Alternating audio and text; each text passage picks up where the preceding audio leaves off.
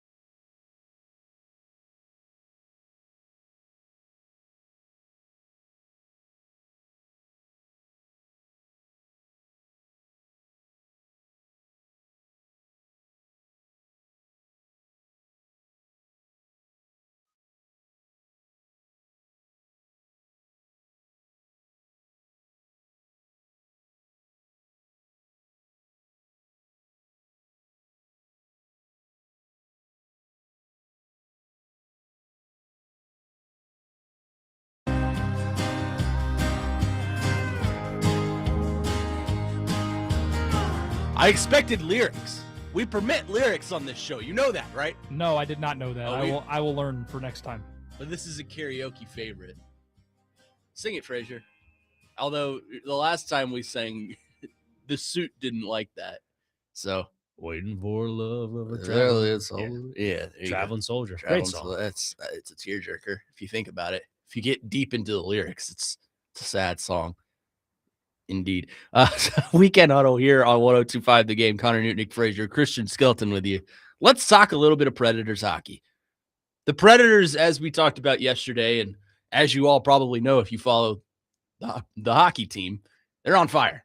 10 of their last 14. They're in action tonight in St. Louis, the home of the Blues, which I had no idea they did that in the anthem until a couple days ago. And now I realize they're just copying the Chiefs. But regardless, they're in action today, going for their 11th win in 15 games. As hot as this team is, it feels like they could add, if that makes sense. I don't want to add right now because we got to see if this is for real or we're just kind of, playing better than we're supposed to. But at the deadline, if this team is at the level that it is right now and playing good hockey, and obviously they're probably not going to be, what would it be like? They've won 25 of their last 29 or something like that. I don't think it's going to be like that. That'd be crazy. Could be, but I don't think so. If we get to the deadline and the Predators are playing good hockey, still, within the conversation of making the playoffs, and they decide they want to add a piece, what would you add? I would definitely add a forward.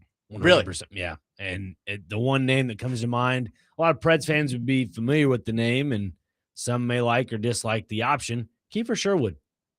Bring him back? Bring him back. I like that. At the age of 30, obviously has 20 points on the season, 16 goals. He's been the, I guess, only fire on that Vancouver team at the moment. I mean, that's been a guy that I was a fan of when he was here in Nashville.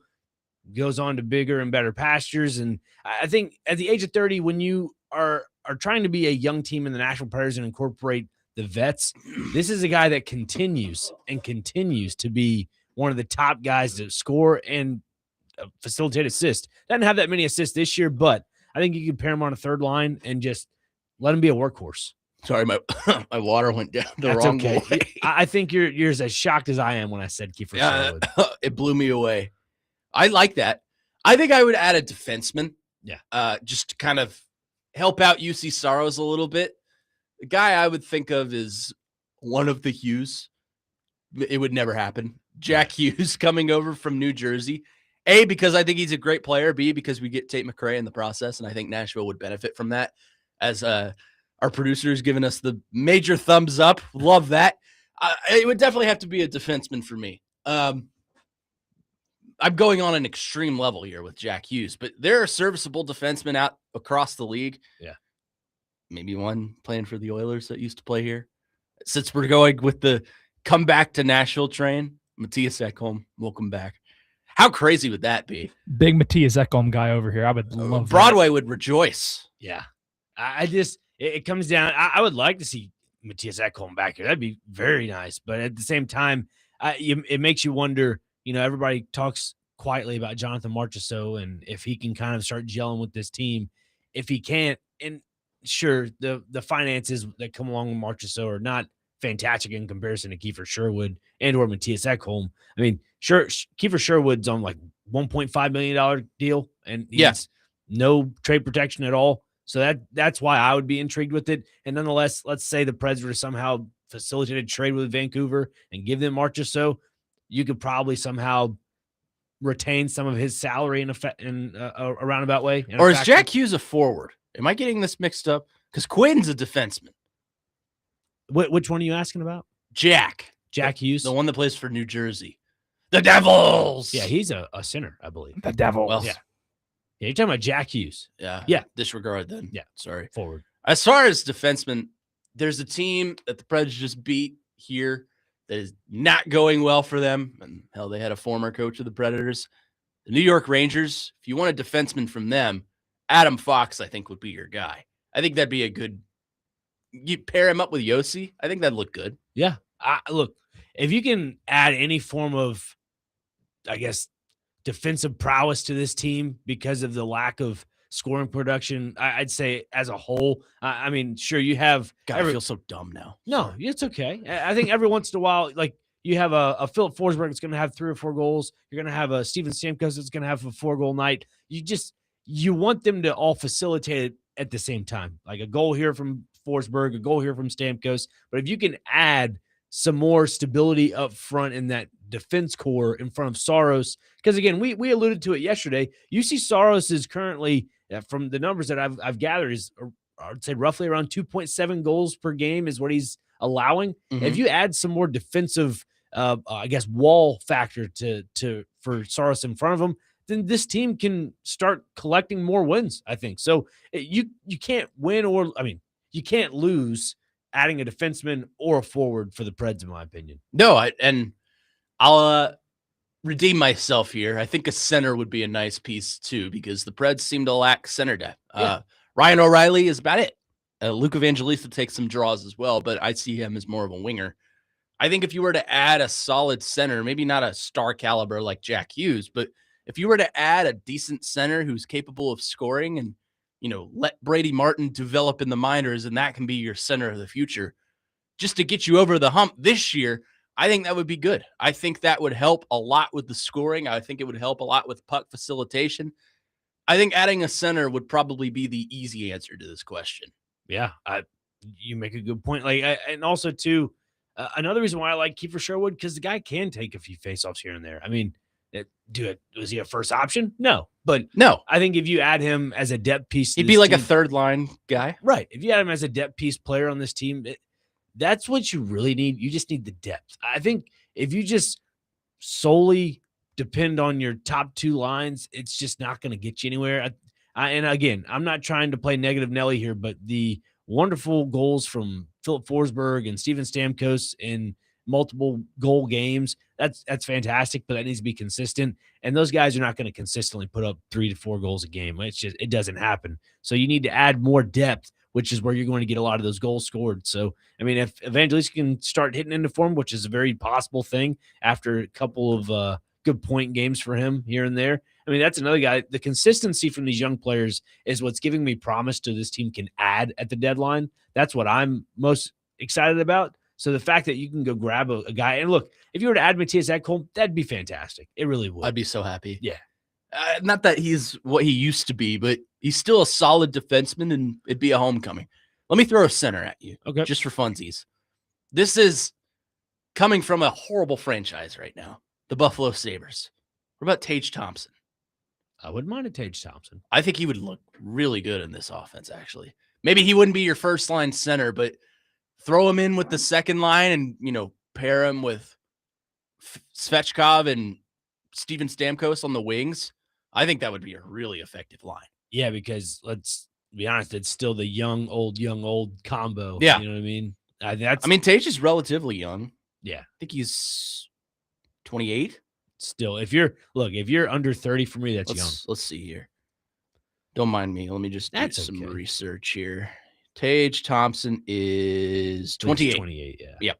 Yeah, I think that's perfectly fine. Look, if you can get a guy right on the borderline of 30, anything 30 and under, that's kind of what you're looking for. Yeah, really. Because those are rental guys. Fits the window. Yeah, those are rental guys. And again, if you want to use Jonathan Marchessault, say he doesn't really click on before March 6th for the trade deadline, and he's just not hitting form, Preds can move on from a guy like that, but you'll probably have to retain a little bit of salary, and that's going to be okay. Sometimes you have to bite the bullet on things like that. I'm kind of over the Jonathan Marchessault experiment. Are you? Yeah, I mean, I understand what they were going for, and he was kind of the guy that fell into their laps that day. Yeah. It felt like, we were talking a lot about Steven Stamkos and maybe Brady Shea as far as defensemen. And then I think Marchessault might have been the first one. We were like, what? And he kind of fell in their laps based on what we heard from Barry Trotz that day. But there have been times and moments where he's clicked and you're like, oh, this guy, is everything we've paid for. And then he gets hurt or he's been scratched or you hear about locker room issues with him. So I'm kind of over the Jonathan Marchessault experiment, and that's nothing personal if he's listening to this, but I'm just kind of over it. Yeah, I mean, guys, 10 points on the season, 7 goals, 3 assists, He hasn't played a lot. Yeah, not the best outing. He's considered day-to-day according to ESPN. So, I mean, look, when you can kind of get him fully healthy and in the mix, I think that's kind of what is going to start kindling that for him. Again, I'm giving it till January with Marchessault, which is only a few days away. The reason why I say it is because it's Johnny January. January. Maybe it's his Johnny month. January. Wow. Maybe it's Johnny January, man. That's what you need. You just got to get a little bit of some play on words there. Maybe that's what From the creators of Jocktober comes Johnny January. Johnny January. Who came up with Jocktober? Let's see. Jock Pearson was with the Cubs. Was it the Braves. The Braves? Yeah, Jocktober. Yeah, it was the Braves. I couldn't remember if it was one of. Thank you, Brian he Snicker. had a giant stint too, didn't he? Yeah, he did. He's had an I everything stint. I'd have to say at this point, Diamondbacks, because he wore the pearls in that playoff run, if you guys recall, with the Braves. They won the World Series that year. I This was believe 21. so. Yes. Okay. He wore all the pearls. That's right. Yeah, and they started handing them out as little gifts for I the think fans. he was one of their deadline pieces that year. I think, right? Yeah, because Yeah. all their That whole team was their deadline. yeah, piece. they won the World Series because all their deadline pieces just turned into Hall of Famers basically for a month. And Freddie and Freddie. of Freddie course, was Freddie and Acuna were like the last two. Did they acquire Marcell Ozuna from the Acuna didn't even Cardinals play in that World Series. I don't that think. year? Wasn't Acuna hurt that whole postseason? Yeah. Yeah. Because Eddie Rosario was their key piece of like, oh my God, he did. He ended up winning MVP of World No, Series. Ozuna was a free agent. I remember. Okay, and they grabbed him from free agency. Okay, Add Ozuna to because they had Jorge Soler on that team as well. the list of failed Cardinals. Yeah. Sandy Alcantara. Nothing will ever beat that for me. I remember that day. The fact you go trade him, yeah, that hurts. And then they got a bag of chips for him. Yeah. 615-737-1025 is the phone number. Who would you add if the Predators can continue to stay hot? And who do you think would help this roster get over the hump? Maybe not win a Stanley Cup, but push to the playoffs. We'll continue the conversation and look at the bigger picture. Should the Predators consider buying if this keeps up? We'll do that coming up next right here on the Weekend Huddle on 102.5 The Game.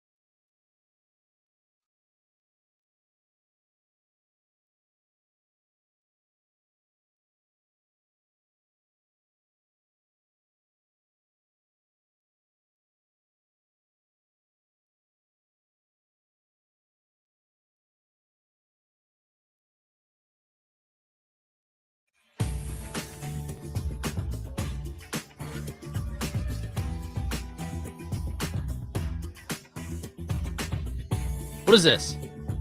It's Kung Fu Fighting. Oh, I thought I told you lyrics were permitted. Would you have wanted lyrics for this one? Yes. Oh, I'm sorry. I want lyrics for everything. For everything. Okay. I'm sorry. You got to cater to my needs, pal. I'm sorry. I'll do that. It's okay, Christian. I'm not too worried about it. Thank you. Thank you. We can Thank tell you watched Fraser. Kung Fu Panda last night. Yes, I did. That is the entire reason I did this. Weekend Huddle brought to you by LPL Financial, Nashville, and Patrick Conger. Financial planning for tomorrow so that you can enjoy today. We're discussing a little bit of Preds hockey with you. Connor Newton, Nick Fraser, Christian Skelton with you today on this fine Saturday morning. And it feels weird to be here on a Saturday, but we should probably get used to that again because Christmas is over. Back to the normal The schedules, holiday. folks. I was the Christmas wondering. season is still around. I was like, what is abnormal about being here on a Saturday? But I guess since technically y'all weren't here last Saturday and yesterday was a Friday, the days of the week don't even exist. We were here. during We were here Christmas last time. Saturday. Don't tell people it's recorded. Oh yeah, you're right. Yeah, you were here. I'm sorry. Yeah. Well, Yes. don't tell the Yes. person that called me the other day while I was here at the station for the best of. Obviously that was recorded and it'll continue to run. Someone called us just fired up that we were not live. Well, I'm going to the other station. I'm like, good luck. They're not live either. So, anyways, Predators hockey. Back on that topic. We were kind of doing a little bit of a wish list thing of if the Predators continue the momentum and continue this hot playing and get to the deadline, should they consider buying? And we did kind of the wish list thing, but I think this ties into what we should talk about is should they? The big picture idea here. If the Preds with this lineup continue to roll and continue to win the games that they're supposed to win and even some that they're not supposed to win, should they consider bolstering their lineup at the deadline or even before the deadline just to kind of get that final push into the playoffs and see if they can make something of what was considered to be maybe a lost season at the beginning? Yeah, look, if the Preds find themselves, let's see here, looking at the standings, if my computer would work properly. There we I go. got to turn my volume down so people don't hear Big Joe on the go Halloween from 15 years ago. That's okay. Well, look, if the Preds find themselves in the Central Division, like in the thick of it, which they kind of are, I mean, if you just get over, they're 2 points back of a wild card. Three.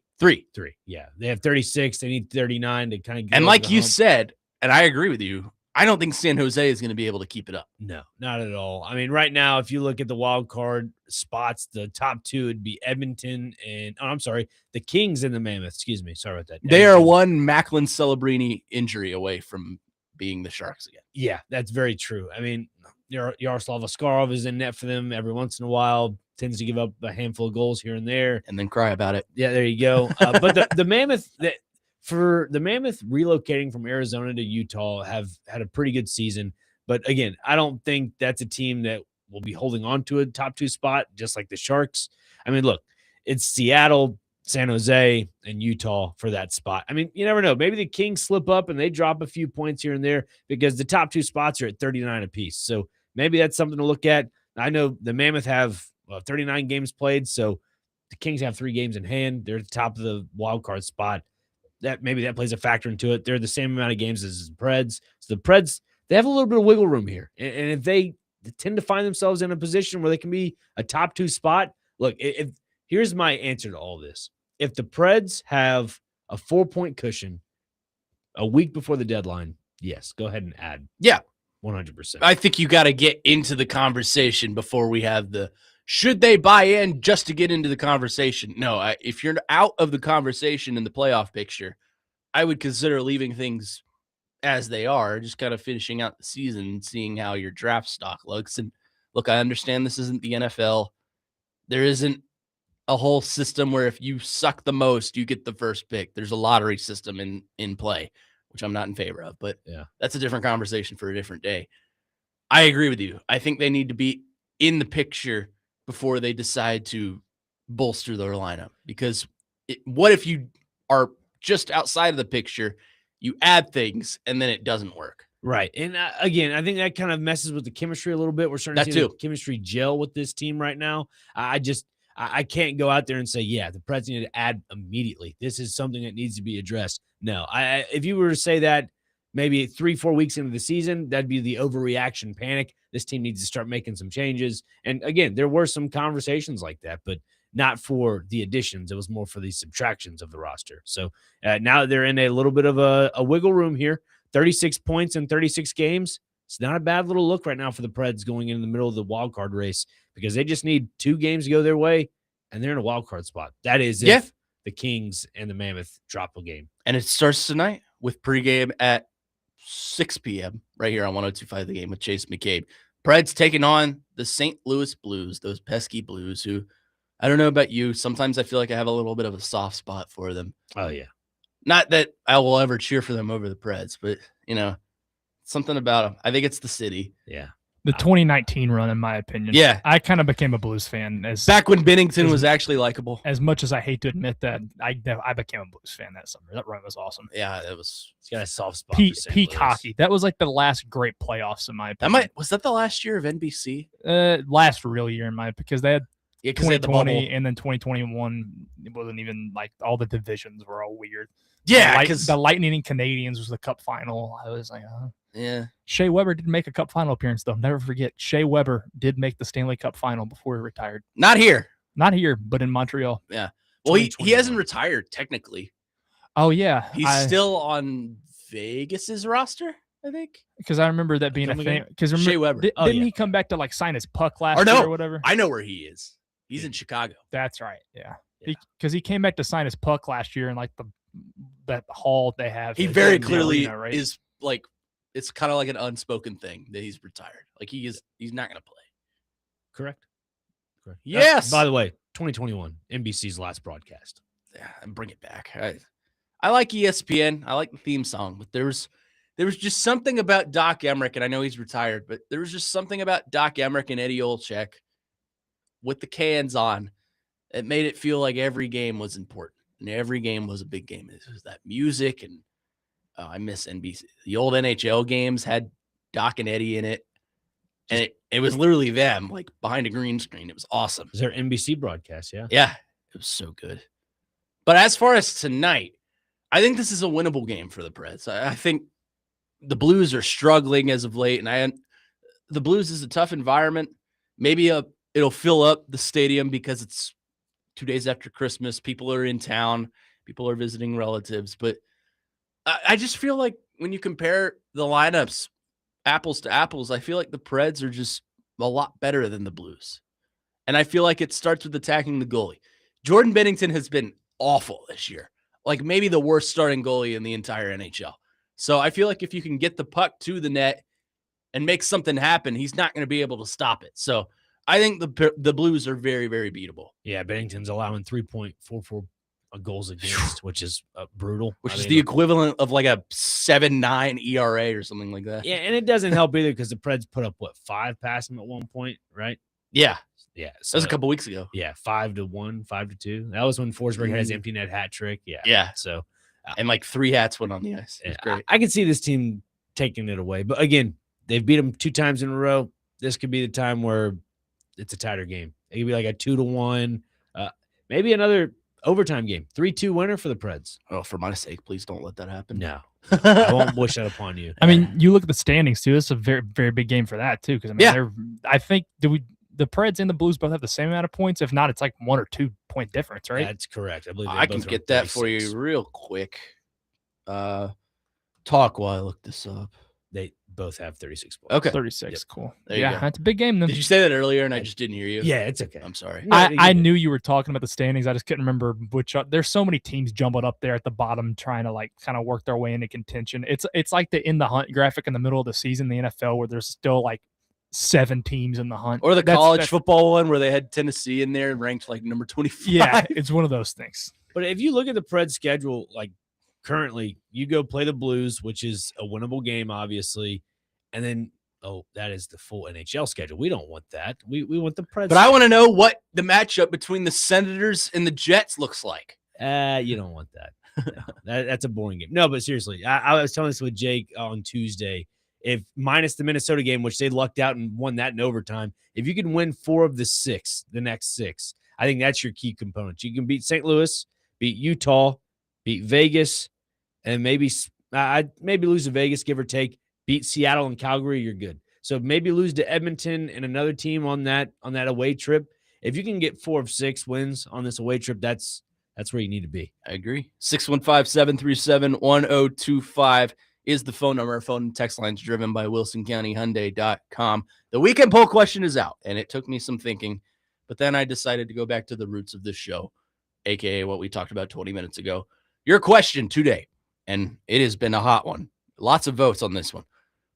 What is the best Pop-Tart flavor in honor of the Pop-Tarts Bowl being played today? The options are as follows: cherry, strawberry, cinnamon sugar, and blueberry. Had to throw a couple of options at you, and it's a tight contest. A lot of people have opinions on Pop-Tarts. Oh, I've made my vote. Oh, I know you have. We'll get to that result, although I made it for 24 hours on accident. So you can keep voting until tomorrow at approximately 9:30 a.m.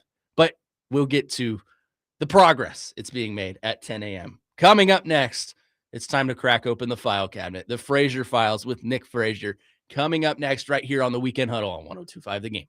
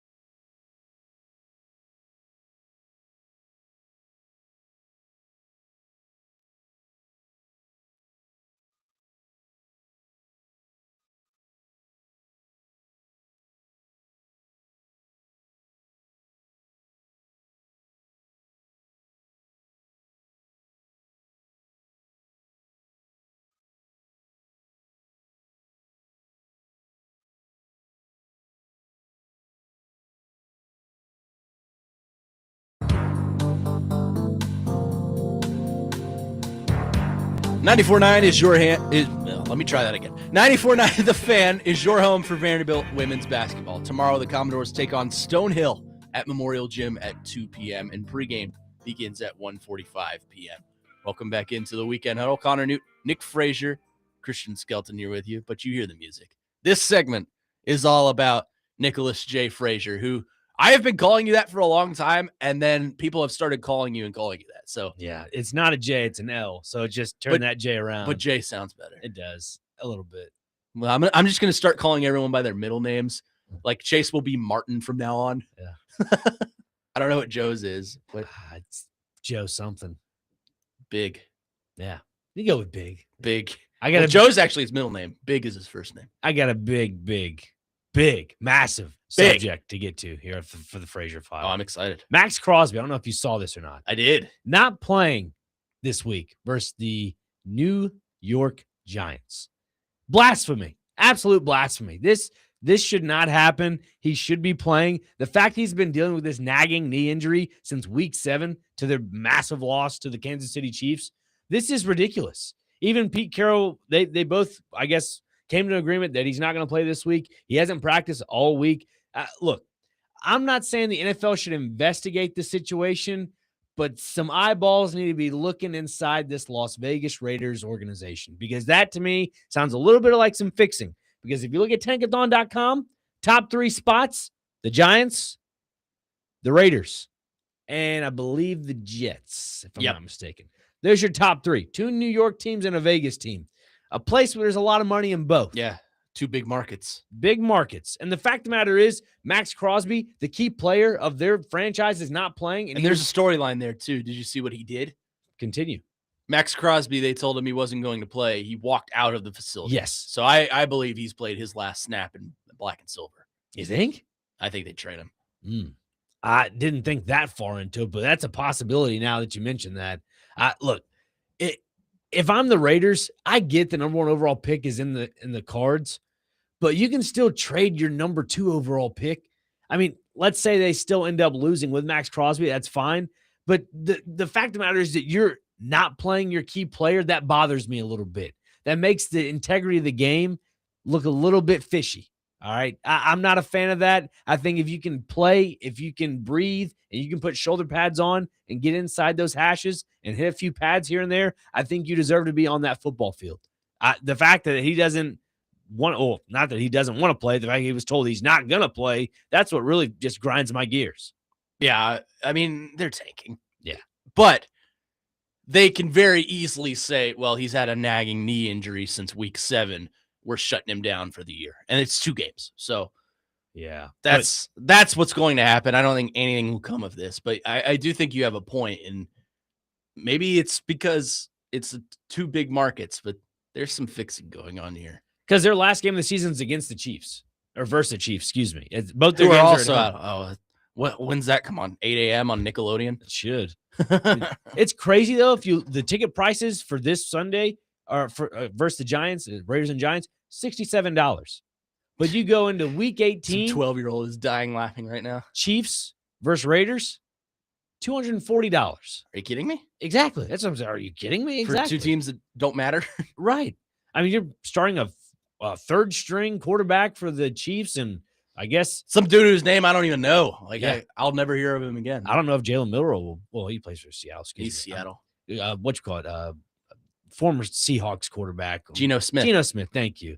The fact of the matter is that he's over here going to be probably playing his last snaps for the Raiders, I think, and maybe even Pete Carroll's last time coaching for the Raiders. You know what's going to happen, though, right? You know who the Raiders are going to take. Who's that? Mendoza. Think about it. Yeah. Unless the Jets get the number 1 overall pick. Or the Giants. The Giants have Jackson Dart. I mean, they don't need a quarterback. Are they fully sold on him? Yes. Okay. Oh, they're sold on him. Okay. They're going to take Mendoza.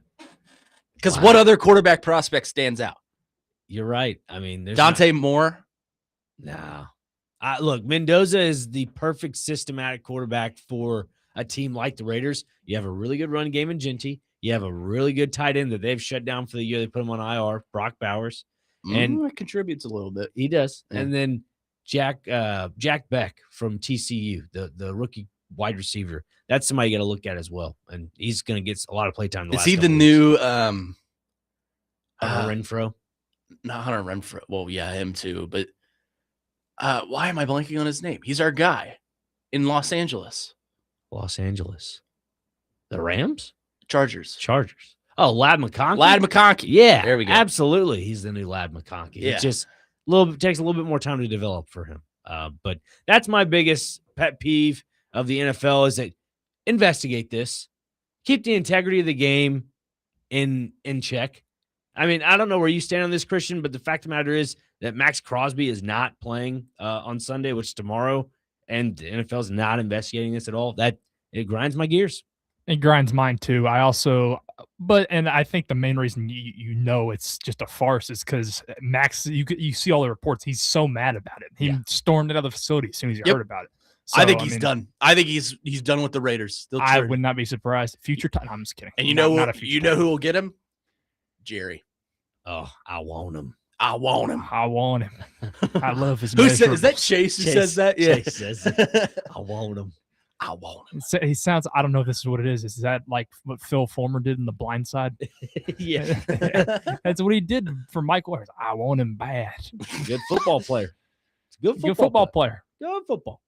No, look, that's a good point Connor makes about Jerry Jones. They have a big decision to make this offseason, and it kind of ties the Titans into this a little bit because are the Dallas Cowboys going to spend all their money on George Pickens? Are they going to try to disperse that a little bit with Pickens? They're going to tag him.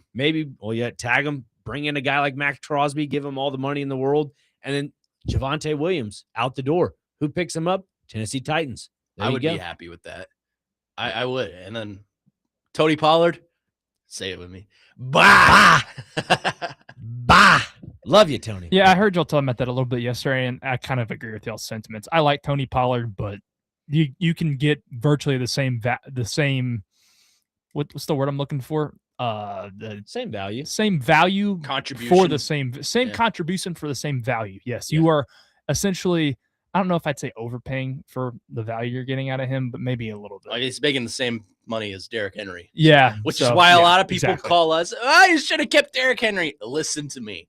He wanted to go and chase a ring, which is not looking good for him right now. But I don't think they might win tomorrow or this evening. They play this evening. I have zero ill will towards Derrick Henry for wanting to leave, though. You got to go try to get a ring while you still can. It just sucks where he went because I don't like the Ravens. Beloved Tennessee Titan Malik Willis will be starting tonight, from what I've heard. I think Jordan Love is out, is what has been reported online. According to known rage baiter Dov Kleeman, Malik Willis should be a starter in the NFL. Which was it? All right, for who? Did Malik Willis say he didn't have enough reps in Tennessee? I was just about to say, known guy that just didn't get enough reps in Tennessee. He just didn't get enough chances. That's why he never 4 games. Oh, Malik. He was the go-to guy when Tannehill got hurt that year. Yeah, I will say he is putting together a decent performance with the Green Bay Packers. You got to give him a little credit. Do you think he has like bloodlust towards Will Levis? I'm going to kill him. Nah. Will Levis just hasn't been in the state of Tennessee this year. He's just living in California. I feel like Will Levis is on a different, I forget he's on the roster. Yeah, he's on a different planet from everybody else. But Malik Willis, though, he just had, a cup of coffee and a couple throws here in Nashville and then boop, out the door. And he barely threw. Then he take off running. He came back to Nashville and beat the Titans. Which I told you would happen. Yes. And everyone was like, Connor, you're crazy. I'm like, watch it. Just watch. They do this cute thing. I'm telling you, every backup quarterback that comes in here, the Chiefs were the exception because Gardner Minshew tore his ACL and then some generated player I've never heard of in my life. It sounds like a college football 26 recruit came in and was terrible. So the Chiefs were the exception. 615-737-1025. Thank you, Frazier. That was great. Thank you. Coming up next, the results aren't in because I accidentally said it for 24 hours, but the votes are hot and heavy on what is the best Pop-Tart flavor.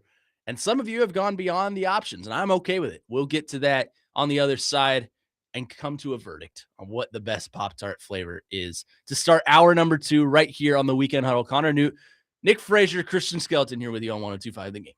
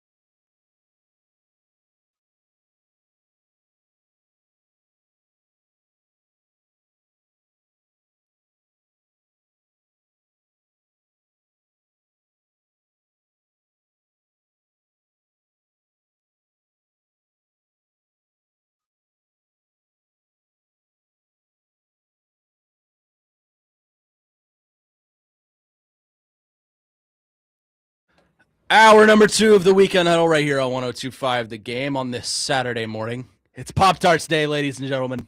Let's get into some Pop-Tart conversation. Connor Newton, Nick Frazier, Christian Skelton, broadcasting from the Busy Bee Plumbing, Heating, and Air Conditioning Game National Studios, home of the $99 yearly BI membership, where the buzz is always about great service. And I emphasize service because there's no E on the service on this read. It's cervic. Cervic. Spelling's hard. Isn't there a cervix? Yeah, isn't that like a body part or something? It is. What?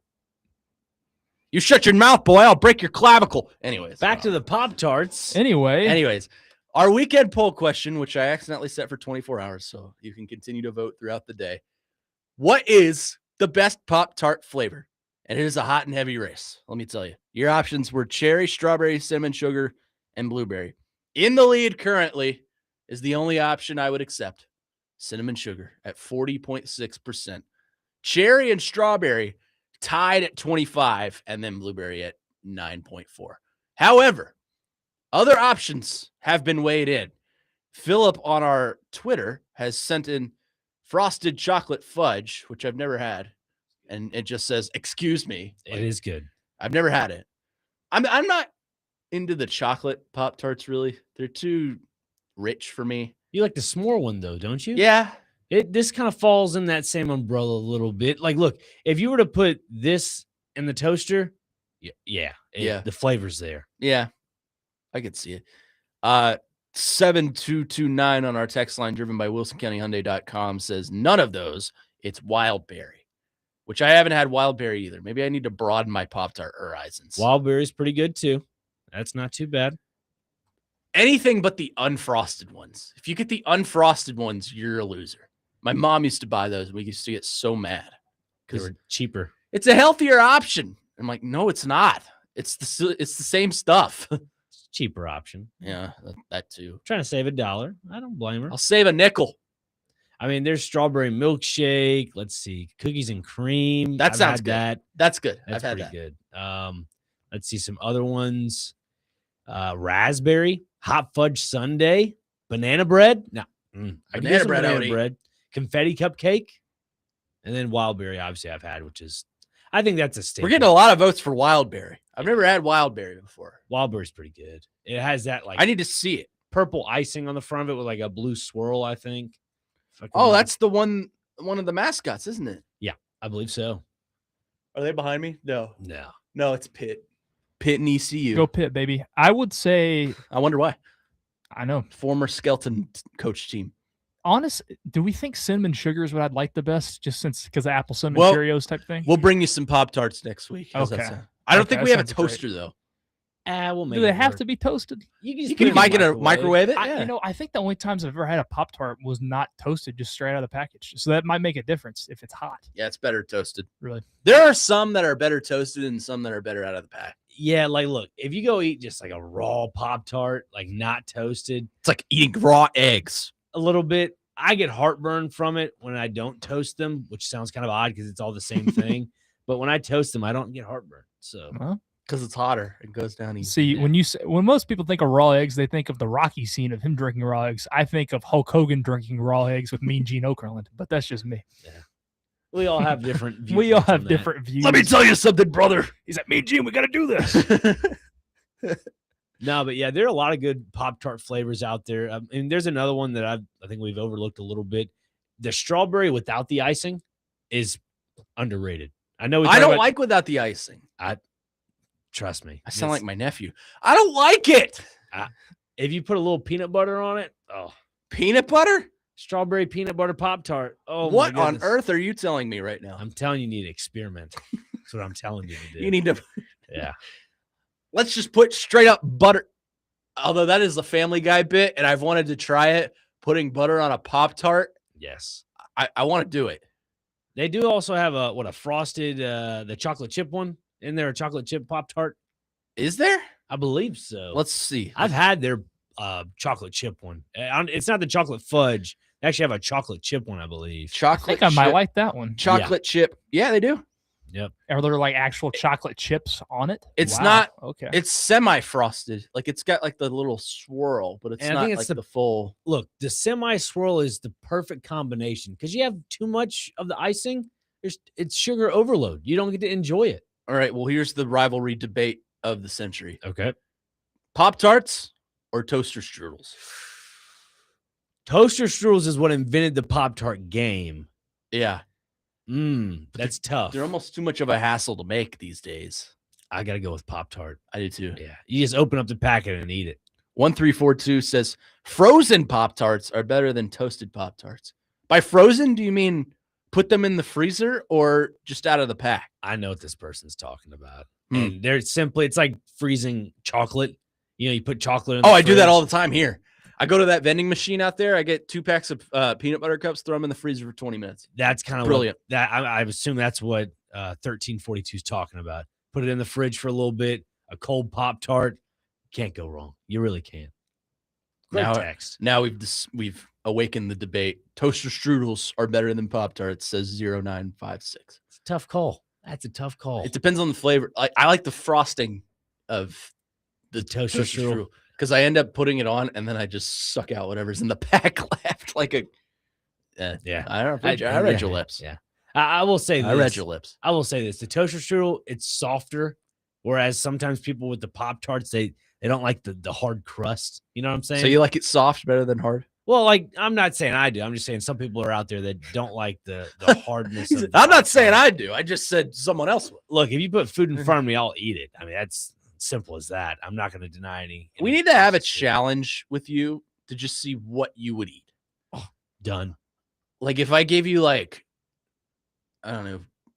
No expired food or near No, expired. absolutely not. Yeah, okay. In high school, we did a fantasy punishment, and I'll leave some of the ingredients out out of fear of being in trouble. But whoever came in last place had to drink a smoothie that we made. So we bought peanut butter, dog food, lemonade. I'm out. There was beer in there. I'm out. And then we made them run the track after they ate dog food. I'm out, dog. No thanks. I provided the dog food. It's a no from me, dog. Food. No. Now, if you do like let's say banana, maybe some peanut butter in there, broccoli, a little vegetable action, yeah, I'll do it. Nothing out of the realm of actual edible food. All right, we have clarification. Okay. Put Pop-Tarts in the freezer and then eat them. In the freezer. In the freezer.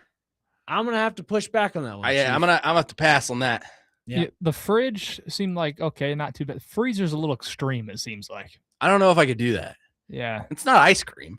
It's not ice cream. No. Unless they're trying to put it in ice cream. Which people have done, and I don't really like it. It's like one of those little blasts, you get over at Sonic. You put the Pop-Tart in with the ice cream, you blend it.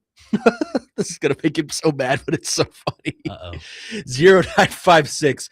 Vandy is to toaster strudel as UT is to Pop-Tart. Class versus ass. But I don't know which one is class and which one is ass. That's what I was gonna say. I was literally just about to say that. Which one is which? I mean, it depends on the sport, because that was the debate in baseball. Tim was class, Tony was ass. Not that he was a terrible coach, but right, different, right, of course, different things. He probably showed his a couple times. Yeah. But I mean, I don't know. Would you consider? Who would you consider in football, especially this year? This year, well, because the other one is class. That's the problem. Like it's ass versus ass. I go much, Vandy but for different reasons. Vandy is the Pop-Tart this year. Are we saying Pop-Tart superior to toaster strudel? Is that what we're getting at? That's what I would say. That's what we're going for here. Okay, with so this text, I would go Vandy to be the Pop-Tart, and then Tennessee is the toaster strudel. All right, That's fair enough. We got to take here. Brown sugar cinnamon, cold, which I assume means fresh out of the wrapper. Mm-hmm. Eat the edges first, then every bite after that has frosting on it. Yeah. That's what you do. Mm-hmm. I love that. Yeah, it's genius. You could do it the little crust, put in some ice cream.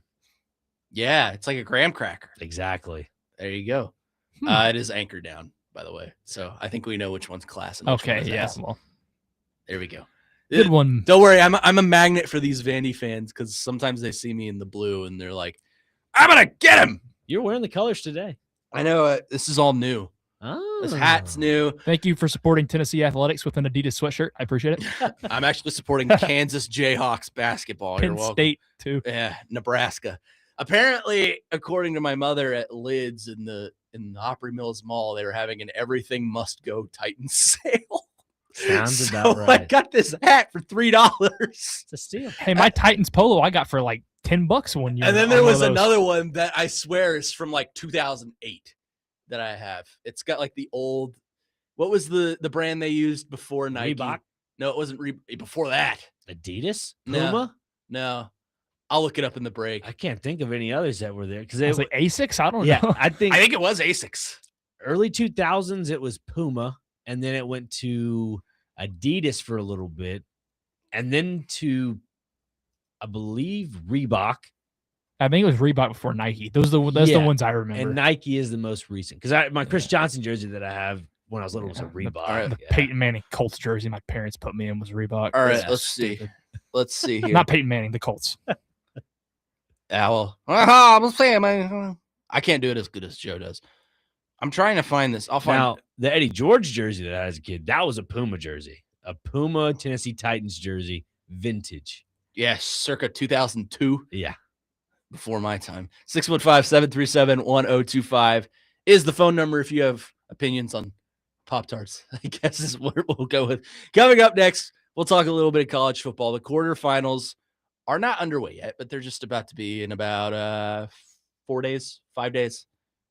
We'll talk about that coming up next. Will the college football playoff remain predictable? We'll discuss that coming up next right here on the Weekend Huddle on 102.5 The Game.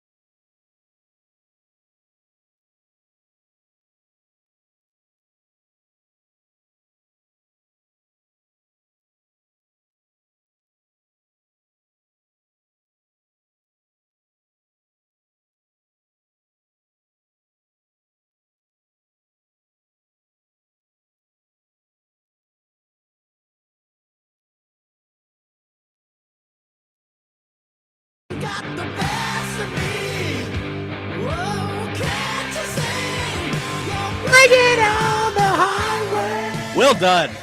This is a You're favorite of welcome. mine. Thank you for listening to me and doing lyrics. I really appreciate it. Welcome back into the Weekend Huddle right here on 102.5 The Game. We'll talk a little bit of college football. But before that, we have a party pooper on Twitter. Uh-oh. Josiah on Twitter comments on the Pop-Tarts debate and says, none of them. Quit glorifying these terrible good products that are bad for us. Huh.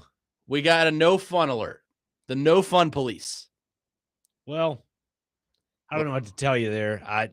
They offer it in stores. Enjoy it. That's all I can say. If you don't enjoy it, that's fine. The overwhelming majority disagrees with you. Hey, maybe he's just trying to stay healthy. Yeah, good for him. Good for him. Good for him. Let us have our fun. Vegetables are victory for him. Anyways, are you a broccoli guy? Love broccoli. You a carrots guy? Love carrots. What's the vegetable you don't like? Celery. Really? Yeah, celery's kind of weird. Yeah, it just I'll eat it, but it's has a funky What are your thoughts on aftertaste for me. What are your thoughts on Brussels sprouts? Love them. disgusting. Hate them. Really? Asparagus, I don't mind though. You guys ever had Brussels sprouts with like a little olive oil and a little Parmesan cheese? Yeah, no. No, because I refuse to eat Brussels sprouts. I'd be surprised. It's a good way to go. You know, I'm one of those people that loves tomato products but hates tomatoes. What? Amen. I hate them. Oh God, they're so bad. You know, I'm kind of the opposite. I'm not a big fan of ketchup. I mean, I'll eat it if it's there, but I'm not a big You're fan of it. Italian. Most of your meals or most of your sauces are made with tomato. Yeah, but not ketchup though. Ketchup has that sugary context to it. Sauce is different. What do you dip your fries in? Sometimes like honey mustard or Okay. Barbecue Honey sauce. mustard's underrated, man. Yeah, it is. Honey mustard on a chicken sandwich, fantastic stuff. I like to make my own like McDonald's sauce, the Big Mac sauce. Make Really? your own, dip it in. Really? Yeah. You know they sell Chick-fil-A sauce in store now. Yeah, It's good stuff, pretty good. especially if you put it in the fridge. I like my sauces cold, except for tomato sauce. Because like if you're eating hot food, it counteracts with the yeah. temperature. Yeah. Exactly. We get it. Precisely. Yeah. You just get me. What a rabbit hole that was. The college football quarterfinals are underway next Thursday. Yep. Right? New Year's Day. I guess technically this Thursday. No, because it's the end of the week. Oh, I guess that's Still true. Saturday. How would you? So I guess it would technically be next Thursday if this was still this week. Wouldn't it? If it was tomorrow, then we could Then say we could say this Thursday. yeah, because wow, the week begins on a Sunday, not I a never Monday. thought of this before. Contrary to popular Wow, belief. I just got bamboozled. I'm sorry. Yes, you did. Continue. I have a feeling that this college football playoff is just going to remain predictable. I genuinely would pick all the favorites in each matchups to win. Now, there is one game that I think is a wild card in this whole scenario, and we'll get to that here in just a second. But as far as Ole Miss, Georgia is concerned, I'd pick Georgia. Ohio State, Miami, I'd pick Ohio State. Oregon, Texas Tech, I would pick Texas Tech. I just think all the favorites are going, or the higher seeds are going to prevail. Wow. I like Oregon in that game. I Really? do too. You don't like your Ducks? I love my Ducks. I don't like them because of the thing that the Oregon fans are mad about and that they're wearing gray pants, and they're cursed. But besides that, I just feel like Texas Tech is a team not a lot of people are talking about to win a national championship, and maybe rightfully so, because if you were to ask me who's better between Indiana, Ohio State, Georgia, and Texas Tech, I'd take the three before I take Texas Tech. But I genuinely think Texas Tech has the defense and the power on offense to go all the way. So I would take them to win over Oregon. That one and the Rose Bowl, I think, are two wild card games. I'd mentioned the game that I think could be the wild card. Indiana, Alabama in the Rose Bowl. I think Indiana is a weird team because we've seen them a whole season, and quite frankly, I still don't know what they are. I haven't seen them against a competitive team other than Ohio State, and Ohio State didn't play well that game. They gave that game away. Yeah, they did.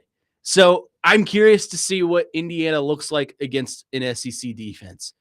Granted, I think Alabama is slightly overrated, and, they're Alabama, but it's an SEC defense, and it's a team that if they play the way they played the second half against Oklahoma, I think they can beat anyone in the nation. So I'm interested to see that one. I think the winner of that one may end up, I don't know, because I feel like the semifinals on the other side between Georgia and Ohio State is probably your national champion. Yeah, that's true. But I don't know. I just feel like If you can knock Indiana out, that opens the door for Texas Tech. Here's what it's a wild card. It is a wild card. The thing I'm trying to grasp about Alabama, did Oklahoma give that game away, or did Alabama just outwork Oklahoma in the second half of that game? Both. I was about to say, I think both can be true. Okay. Alabama think played both. Alabama played good football. They did. I mean, their defense was on point, the secondary especially. And then Oklahoma, I just was never bought in originally. So I wasn't surprised. They were outworked, and Oklahoma just gave it away. You were up 17-0. So it's like we've talked about. Oklahoma was like Tennessee last year. Everybody kind of knew they were flawed, but they won. This guy didn't. They won. You were all in on That's Oklahoma. true. He was all in. Yeah. They won. They did enough to where you couldn't leave them out. So they deserve to be in. But I will say when it was 17-0, I was like, well, I was wrong. And then Flip just switched. Switch just flipped. Switched. So Oops. after seeing that second half, Alabama put on that illustrious performance against Oklahoma. Does that give you more confidence to say that is a team that can go on and win the national title and beat Indiana in the second round? I think a little bit, because I think it shows you what they're capable of. But it gives you a little more reassurance. Maybe they played to their potential. Maybe they're peaking at the right time too. Yeah, they played to their potential. And that's been kind of the story with Alabama is if they play to their potential, they can beat anyone in the nation. They proved that when they went to Athens, Georgia, and beat Georgia pretty handedly. They also proved that when they lost at home to Oklahoma. They didn't play to their potential. So I think if Alabama does do that and plays to their potential, and the added factor that, quite honestly, I don't think anyone in the nation knows what Indiana is, I think they could beat Indiana. I would pick Indiana to win, but I'm hesitant to do so because I'm not sure what Indiana looks like against a competitive team. And they haven't, I mean, they're on a neutral field. They're on a bucket list destination for me, and probably you too, going in Pasadena, California, and going to the Rose Bowl. I mean, good Lord. But I would probably pick Indiana to win, but it genuinely wouldn't surprise me if Alabama came in and won. What's your biggest concern for Alabama going into the Rose Bowl? I would say, are their receivers catching passes? Ryan Williams has regressed tremendously this year. Like, he's got, I think, 600 yards, which we thought going into this year, Jeremiah Smith and Ryan Williams were 1A and 1B in terms of receivers. Jeremiah Smith has taken that title and run wildly away with it, while Ryan Williams has just regressed. I mean, he can't consistently catch a ball. When he does, good things happen, but would you trust him to catch a ball? No. Honestly, if there are two other options on Alabama's wide receiver core, I would look at before Ryan Williams in Jeremy Bernard and the other one that went to Oakland. Isaiah Horton. It absolutely infuriates me that the one game Ryan Williams decided to play football this year was the Tennessee game. Because of course. Yeah, because of course. 615-737-1025 is the phone number if you want to get involved in the conversation. We'll continue this conversation. Coming up next, is there a fraud remaining in the college football playoff field? We'll discuss coming up next right here on the Weekend Huddle on 102.5 The Game.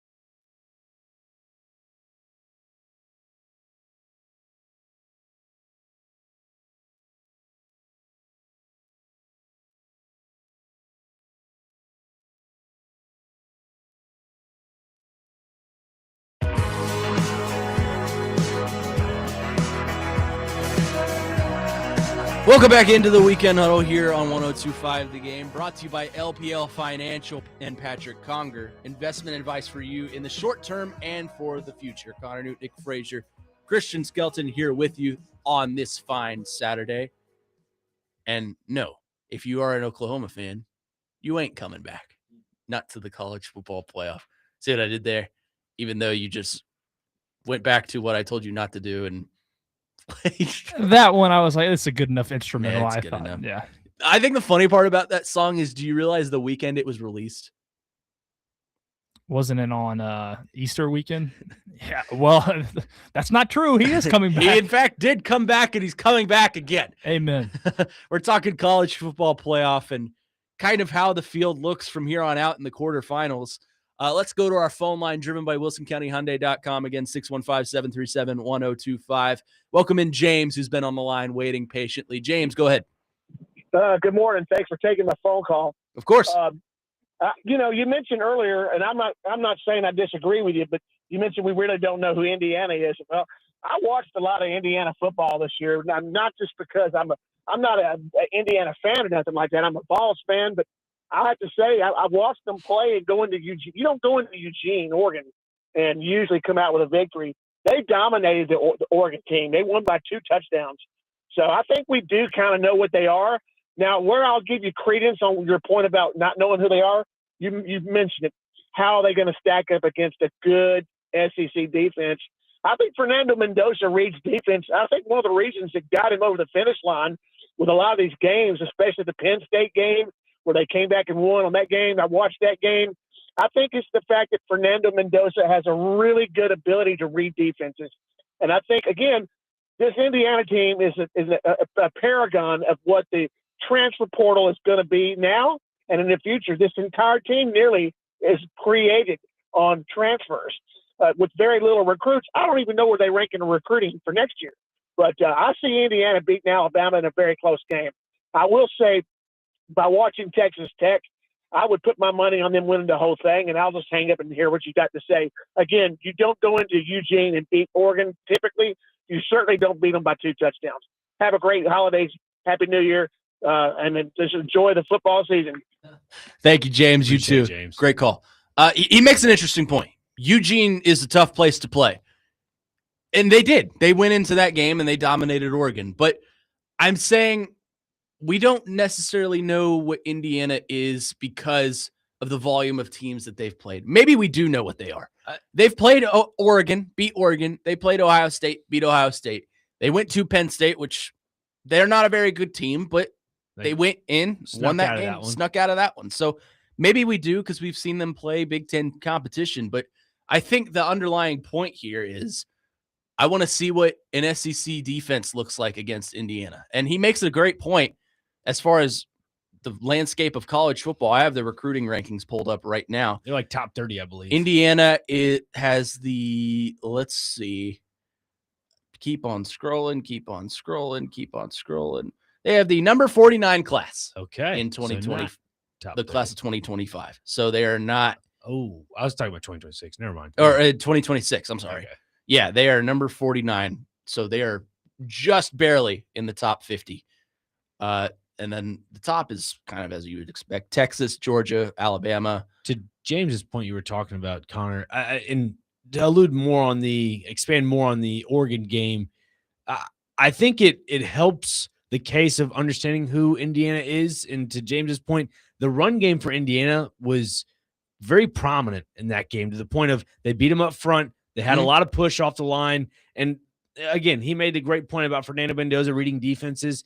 I think that was one of those games where he kind of showed that I guess, aspect of his game a little bit, where he was able to audible out of certain, plays and understand where he needed to, look at running the ball here and there. But primarily you look at this game coming up, Indiana and Alabama in the Rose Bowl, and you wonder, well, what is Fernando Mendoza going to do against this Alabama team? And then it comes to Kalen DeBoer. Is he going to just start putting together a bunch of blitz packages to where it'll confuse Mendoza a little bit? Possibly. But then that's where Mendoza's Heisman mindset comes into play and says, you know what, let's audible to a run play here. Let's see if we can beat him on the ground. Yeah. Because if I'm Indiana and Kurt Signetti, I would establish the run game immediately. And if you can get 4 to 5 yards off the ground and then start exposing them in the air, you got them where you want them. You have them pinned. Yeah, I agree. And it's going to be I'm just kind of questioning what Indiana is going to look like against an SEC team. And I don't think Alabama's the best team in the SEC. I think that's Georgia. Right. But that's an effective SEC defense. It's, they're a different level than some of these Big Ten teams that they've played. So that's kind of where my curiosity lies. And that's why I think Alabama, Indiana is probably the wild card game of the quarterfinals. That's fair. Yeah, looking at Indiana's schedule, you got to give them a little respect to the point of they exposed Illinois when they were the 9th-ranked team in the nation. They beat them 63-10. That was a team that we all thought would be a top 15 team all year long. Nah, not really. Then the caller James called in about the Oregon game. Absolutely right. Won by a couple scores in that game. And you go down to the Ohio State game. And that, again, I think we're both in agreement on that was a little bit of a fluky win for Indiana. Nonetheless, they did put out a good performance, but it was more Ohio State lost that Big Ten championship game than Indiana won it. This is kind of mind-boggling to look at. I told you Indiana is the number 49 class. This is according to 247. Sure. So obviously subject to change from them, and On 3 I'm sure has something different. But Indiana has 23 commits, 0 5-stars, 1 4-star, 22 3-stars. That's kind of mind-boggling to me. A little bit. They're going to have to hammer the portal hard, which is, I guess, what they've been doing the past few seasons. But that's weird to me. There are kids out there that don't see what this program is. Maybe it's just the tradition of Indiana football not being a prominent program. It's never been a prominent program. And it never will be. I mean, it is. It is right now, but I don't think it's ever going to be, the Alabama or the Texas or the Georgia or the Oregon of the world. You never know. I don't know. The NIL has opened up Pandora's box a little bit to where it could be different. You never know, man. You know who has a top 25 class? Who's that? The Kentucky Wildcats. Good job, Will Stein. The number 20 class. I will say, I know Sig has said he's not going to leave, but I think that's got to have something to do with it. Yeah. Like, if I'm a kid getting recruited by Indiana, I'm thinking like, how long are you really going to be here? I mean, he's got an 8-year deal, and I believe it's $80 million. It's going to take a a lot to get him out of there now. But if a program wants him bad enough, like a big time program, they'll find a way to get him. In my opinion, right above Kentucky. The Mississippi State Bulldogs. Yeah. Look at that. They've done some stuff this past. I read this wrong. Kentucky's 29, Mississippi State's 28. There you go. One thing I will say about Alabama, Still Indiana, top 30. To your point, Connor, why is that line like 7? I think that line should be like way too steep. 3.5 at least, maybe more like 2.5. It's a 7. coin. Well, I don't know if it's a coin flip. I think Indiana's the better team, but 7 points seems crazy to me. 7 is wild. I need to look at these spreads. Give me just a second. I'll have all these. Talking about for the playoff? Yeah. It's 2.5 for the Oregon and Texas Tech game, I believe. That's fair. Yeah, Oregon favored by 2.5, I assume. Yes. Awesome. Yeah. Wow. Then Georgia at 6.5, favored over Ole Miss. That's Ohio cheap. State over Miami at 9. Oregon or Georgia at 6.5 is free money. Yeah, essentially. Well, yeah, because I think they probably will lose by about a touchdown or a couple. So I guess 6.5 would be right on that. Biggest spread of the second round, though. Ohio State over Miami, 9.5. That's kind of crazy. I like that. And give me Ohio State to cover that for sure. I think they cover with flying colors. 615-737-1025 is the phone number. If you have any final thoughts on the college football playoff, where do things go? Is this a predictable field? I kind of feel like it is. I feel like all the favorites are going to win, minus Oregon. I think Texas Tech beats Oregon. Coming up next, a new fan favorite, the revised version of Where Are They Now? And we're going to try and experiment here and do all three of us, but it's going to be interesting to see how this is. I don't think I've explained to Christian how it works now. Now we just do career paths. Okay, I like this. I've heard it a little bit last week. People like it a lot better. Yeah, okay. And it's a lot easier. You don't really have to do as much research. You just kind of look up the player. Okay, here's who he played for. Who is it? Yeah. Okay. And it's a lot more wide open because we don't have to do current players. You can do anyone. That's not a college basketball player from 2003 playing in Yugoslavia. That was a great pull with Cardell Jones last week. Thank you. It's my proudest moment. And then followed it up with Kenny Britt. I was on top of the world. We'll do that coming up next right here on the Weekend Huddle on 102.5 The Game.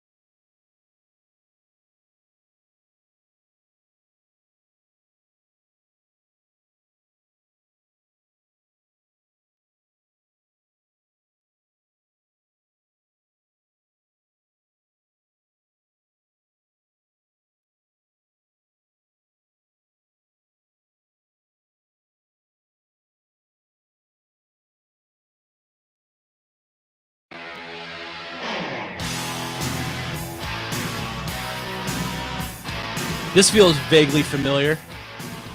I wonder why. Feels like something you would used to hear at like 8:45 on a weekday about a year ago. We shouldn't talk about him though. He doesn't like me anymore. I'll tell you after. Welcome back to Major League for me. Yeah, it is. Major Yeah, League. I don't know. I didn't know what he was talking. Yeah, Major League. I'll tell you after the show. Move on. I'll tell you after the show. Welcome back to the Weekend Huddle right here on 102.5 The Game. Connor Newton, Nick Frazier, Christian Skelton here with you, and we're going to play the revised version of Where Are They Now, which I guess we could call Where Were They? Should we call it that from now on? Where were they? Where were they? So basically, you guys have found this more fun, and by you guys I mean the listeners.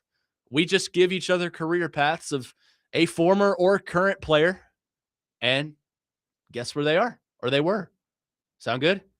And it's just 1 point if you get it. Love it. None of this crazy. Sounds wonderful. All right, let's do it. I'll go first, just for funsies. All right, and you're allowed to give the college as well. We established that yesterday. So this is a former basketball player, played none other than the University of Kentucky, played for the Indiana Pacers. I'll just give you the NBA teams because there's a bunch of foreign teams here. The Milwaukee Bucks and the Denver Nuggets. Is he active? He's not active. Well, sort of. He's not playing, but he is active in basketball. Okay. Could you give the teams one more time? Sure. Played at Kentucky, drafted by the Indiana Pacers, played for the Milwaukee Bucks and the Denver Nuggets.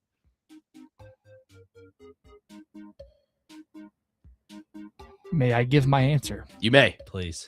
I hope this guy played for Kentucky. Michael Kidd Gilchrist. He did play for Kentucky. Okay, it's probably not right, but I just wanted to make sure I said a Kentucky player. Contavious Caldwell Pope.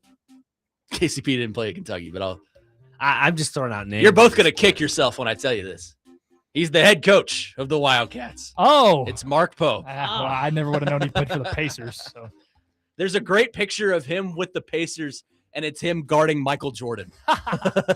That's going to be the hard part about this game from now on is having no idea what era this could be from. That could have been a Kentucky player from 1972 for all we know.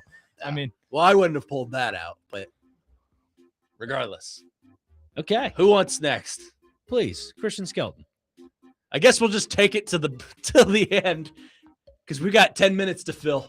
Perfect. Can I be completely transparent here? Sure. Yeah. I did not realize I was supposed to prepare some players too. That's good. I'll go. So- No worries. I'm ready to go. Shall I Triple threat, pal. I told you this. Well, I know, but I didn't know if that. I didn't know you didn't tell me to prepare anybody. I didn't prepare anything. I just Okay. think of them on the So fly. I'll prepare somebody. Okay. Give me just a second. I Let me got you. cook over here. I got you. Sorry, guys. Okay. All right.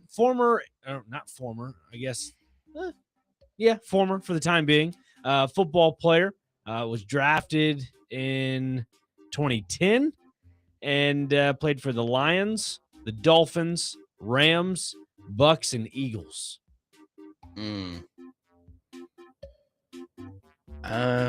Colleges, Nebraska. Give me those again. Colleges, Nebraska. Drafted first round, by the Lions, Dolphins, Rams, Buccaneers, Eagles. That is Ndamukong Suh. Wow. He's incredible. Yes.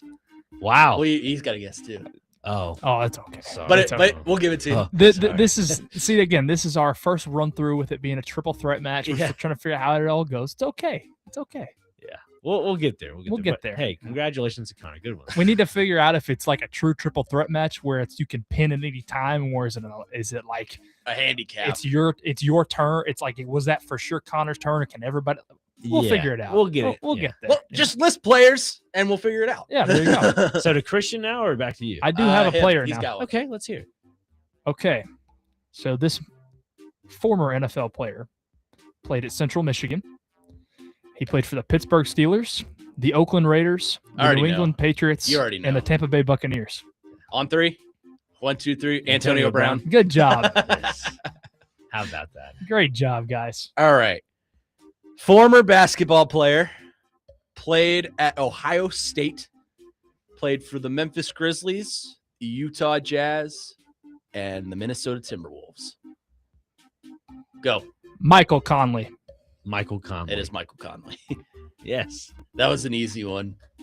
So are we keeping score at this point, or are we just going? I think we're just going. We're just going, but I got the score for me. I mean, Okay. you got 2 or 3, excuse me. I have 3. He has 1. Or I have 2. you have 2. He has 1. Yeah. Okay. So it's your turn, Frazier. Okay. Next on the list for me, let's see. Went to college at Tennessee. Was undrafted in the NFL. Played for the Chiefs, Bears, and 49ers. Oh, is this is Sue Skelton going to be happy with me when I get this one right? Undrafted. Played for the Chiefs, Bears, and 49ers. Is it Eric Berry? It's not Eric Berry. Damn it. Well, I knew it wasn't him as soon as I heard undrafted and a Yeah. team other than the Chiefs because he never played again after the Chiefs. Right. Unfortunately, didn't re-sign him. I'm trying to think of other Vols that played for the Chiefs. Well known in the Knoxville area. It is Jarrett Garantano. I'm just kidding. It's not Jason Swain, is it? No. Okay. I'll give you a little more in depth here. Offensive player, Okay. if that An helps. offensive player. I don't know if it did help. I don't know. Matt Sims. You're in the right ballpark of the position. Oh, it's Tyler Bray. Yeah, you're right. I got there. Yeah, I got there there you go. eventually. You got there eventually. Tyler Bray played in the NFL. I know. He did. He was a backup for quite a while. I'm Actually. sorry to whoever had him.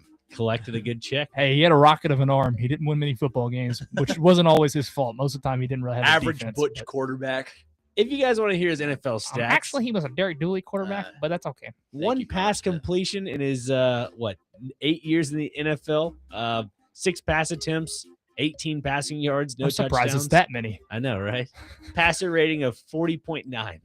Wow, That's all I got. 40.9. Oh, what a legend! what a guy. So many stories about Tyler Bray. Okay, so who has the next one here? He does. Okay. Okay, I have another Tennessee player. This You're one making me sick. Just go for it. played for the Steelers, the Jaguars, the Steelers, the Browns, the Lions, the Titans, the Browns, the Cardinals, the Vikings, the Niners, and the Patriots. Oh, I know who this is.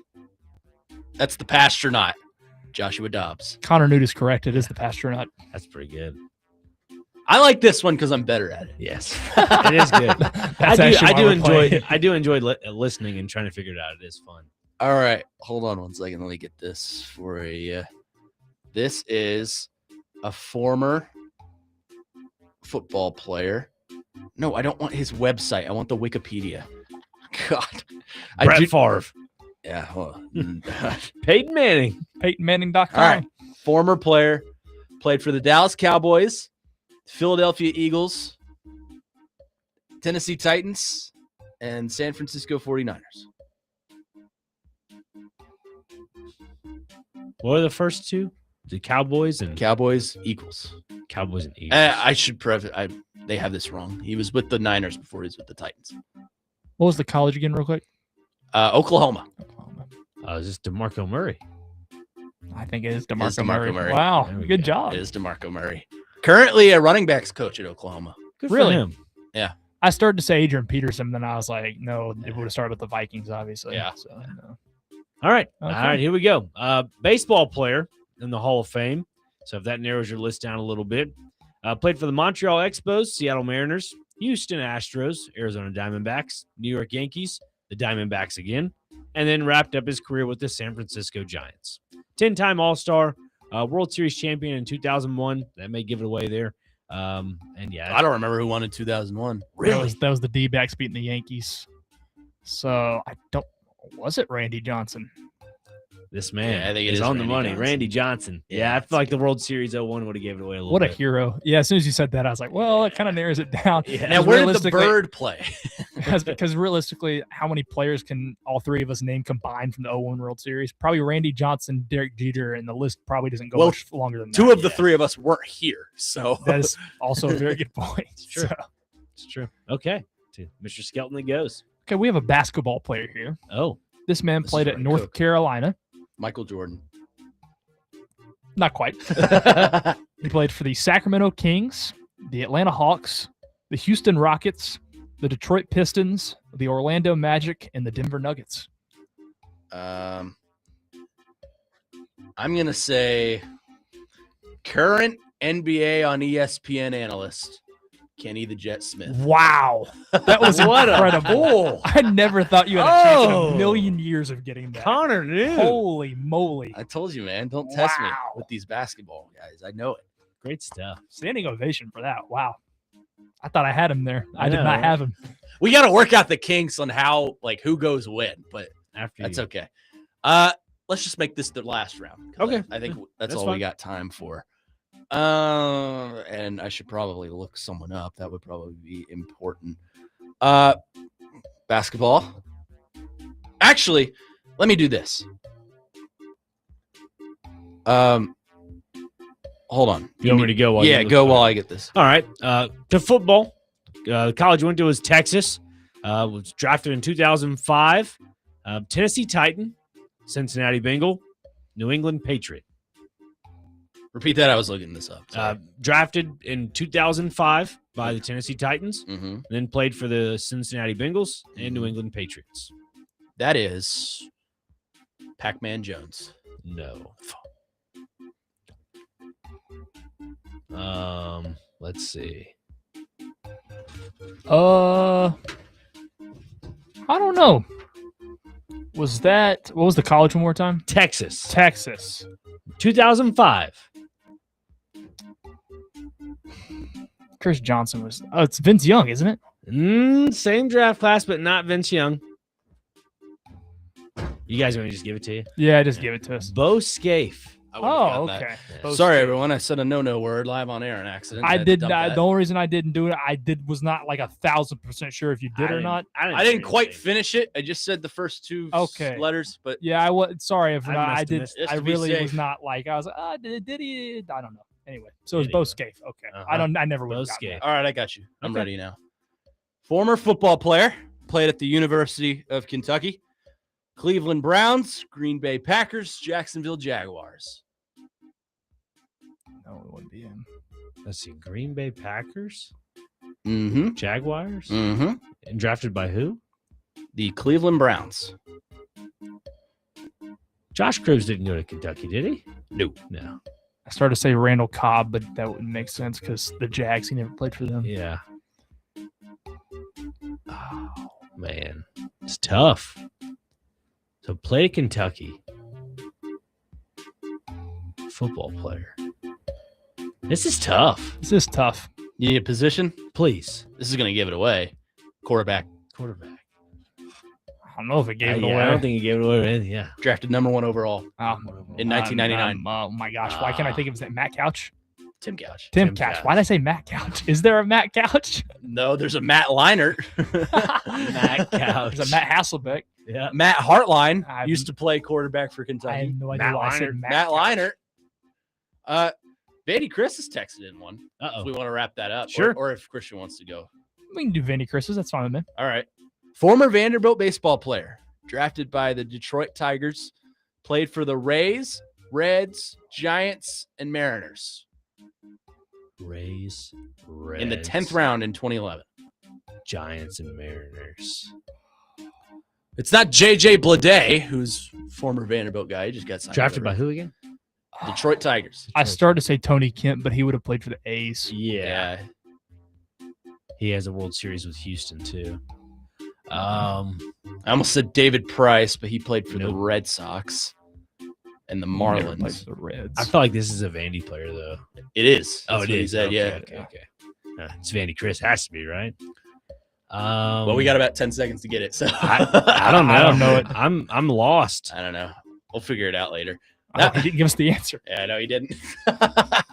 That's okay. That'll do it for us here on the Weekend Huddle here on 102.5 The Game. For Nick Frazier, Christian Skelton, my name is Connor Newt saying so long. We'll see you next week right here at the same time, same place. Saturday mornings right here on 102.5 The Game. See ya.